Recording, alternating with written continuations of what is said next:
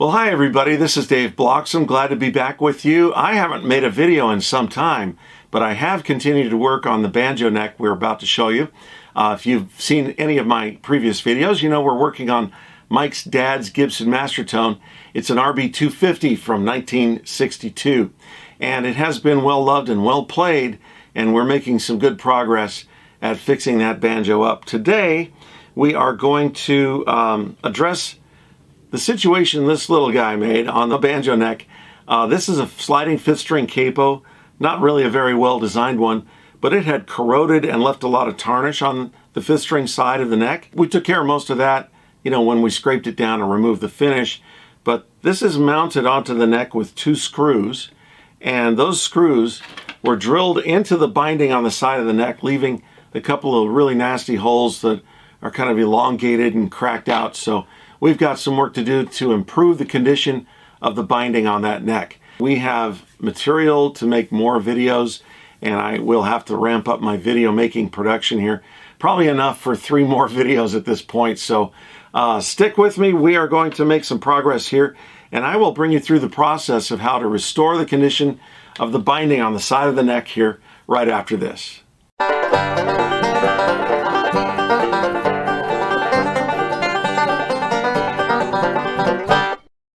Well, we're going to start out with a little review. This is reminiscing now to the good old days, right when I had just taken off the sliding capo, and we can see how it looked and what we were faced with here at the very beginning. So when we really got down in to see it, and this is after the scraping process. This is the other side of the neck, no holes on this side, so we can see that all that amber finish has been removed on both sides. It's nice and clean. But that odd looking hole, it's got kind of a crack on the side of it. And we've got this one that looks like it was drilled out twice. Nice, huh?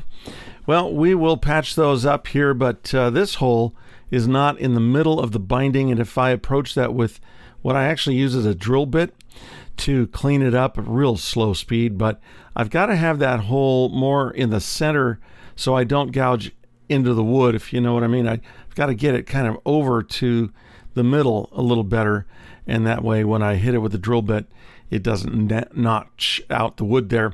Using my screwdriver, not an actual power drill, and I'm only just trying to clean the surface of the hole out a little bit. I'm not drilling a hole, I'm just cleaning the binding. And that drill bit's kind of dull anyway, so it doesn't go through very fast.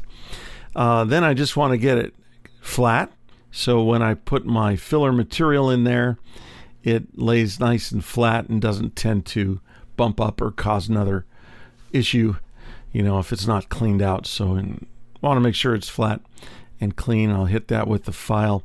Again, I like to use the file, especially on these old necks, because it doesn't remove much material on the flat area, and it really tends to really take down the high spots for the most part. Sandpaper, though, is aggressive on everything.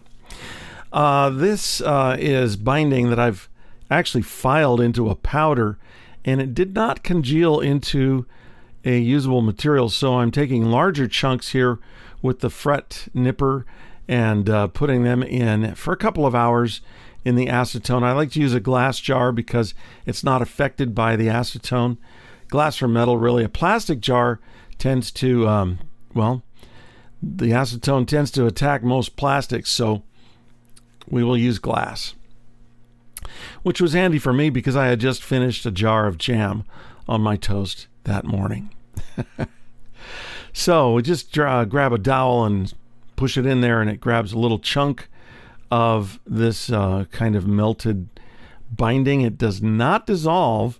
It turns into kind of a putty, which is handy because we don't have to really, you know, cause it to take little bits of it. We can just take a big chunk of it and shove it in that little drilled out hole. And I'm using a file card that has not been sharpened, so this doesn't have a edge on it. It's just a flat piece of metal. You could use a butter knife for all. It wouldn't matter. It wouldn't make any difference. Putty knife, anything like that would work just fine. I just happen to have that in my drawer, so that's what I grabbed. And it's going to lay a little proud. I will push it down in there nice and firmly, but I just want to make sure that I have a little excess on it so I don't have to come back and add more material to it. So we'll get it pressed down in that hole and then leave that to harden.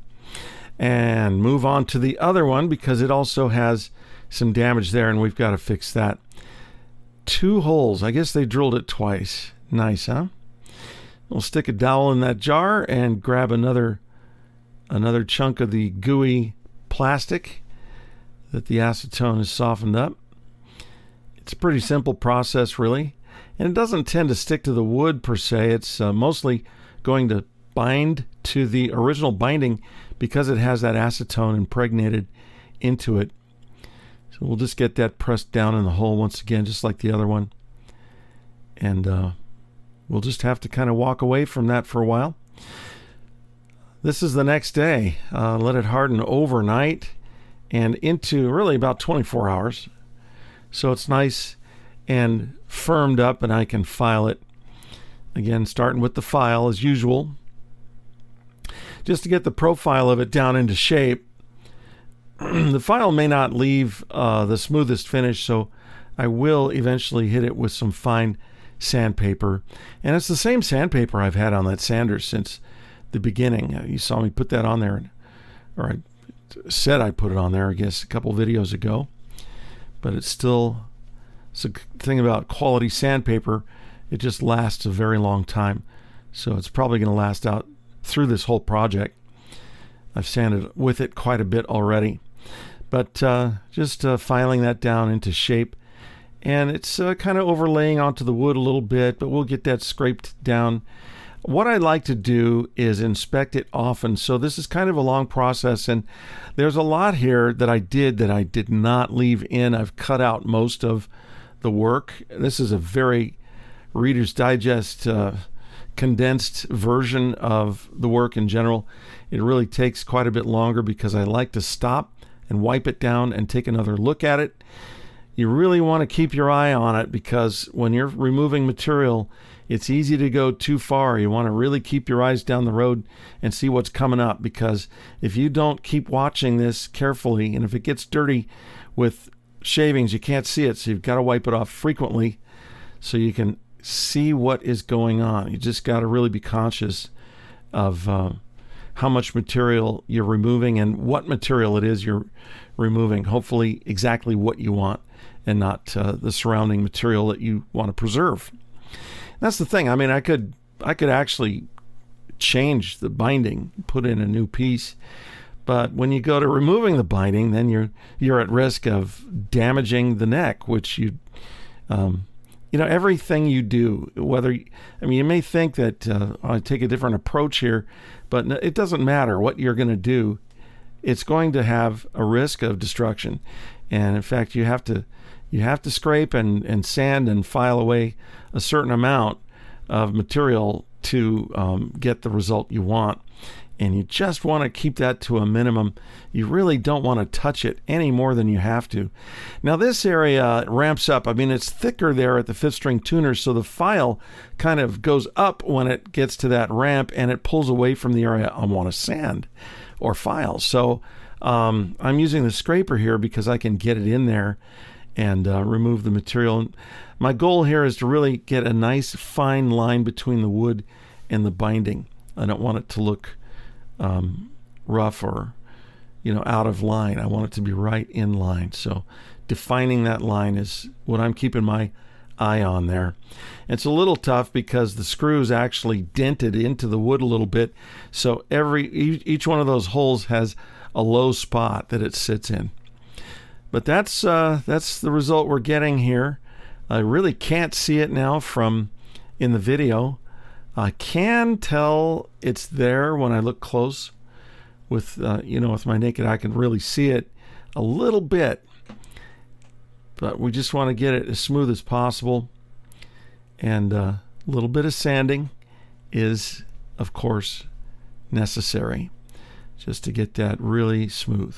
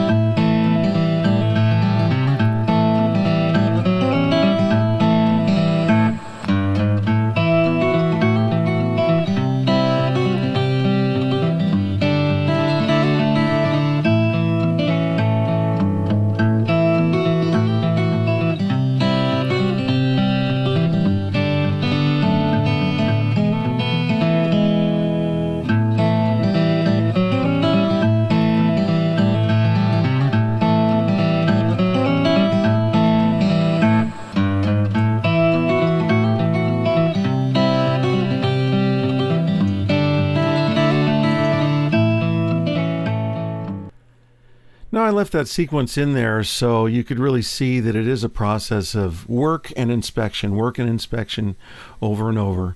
Now just to recap, this is what we began with, and then I'll do a little pan here of the final product and what it looks like. Now, and of course, any little imperfections, if I can see it with my naked eye, it's still going to be diminished when I put the finish on, and that will hide it. Now, this is a preview of what's coming up. We're pretty much done with that. This is kind of a incidental casualty of the sanding process. As I say, things can get damaged, and the engraving on that Mastertone block had been sanded out. So we've got a new Mastertone block. We're going to inlay in the neck, in the fretboard, so that's coming up in another video.